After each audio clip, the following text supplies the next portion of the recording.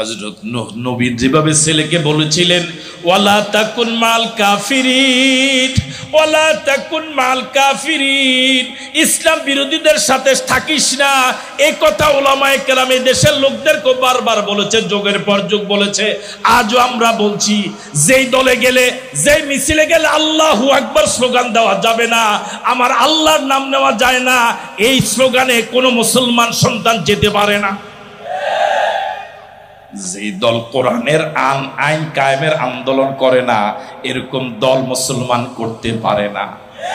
যেই সমাবেশে গেলে নামাজের সময় নেতারাও নামাজ পড়ে না, কর্মীদেরকেও নামাজের সময় দেয় না, যেই সমাবেশে গেলে আমার আল্লাহর নাম নেওয়া যায় না, শুধু নেতার আদর্শ, নেত্রীর আদর্শ, আমার নবীর আদর্শের কথা বলা হয় না, এমন সমাবেশে মুসলমান যেতে পারে না।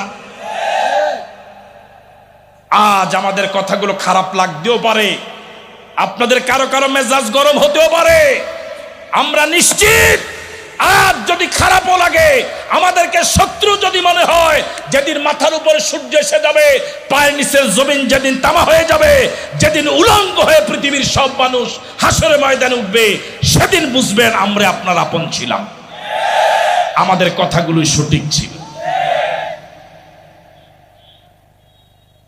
আজ আপাতত খারাপ লাগলেও আমরা নিশ্চিত একটা সময় মনে করবেন যে আমরা আপনাদের প্রিয়জন ছিলাম। হাজারো জনতাকে আবারও বলি, মুসলমান যে কোরআন দিয়া নামাজ পড়ে, যে কোরআনকে বিশ্বাস করে ঈমান এনেছে, ওই কোরআনের রাজ কায়েমের আন্দোলন করা ফরজ। নামাজ যেভাবে জরুরি, কোরআনের আন্দোলন করা, কোরআনের রাজ কায়েম করার সংগ্রাম করার আন্দোলনে শরীক হয় ওইভাবে জরুরি।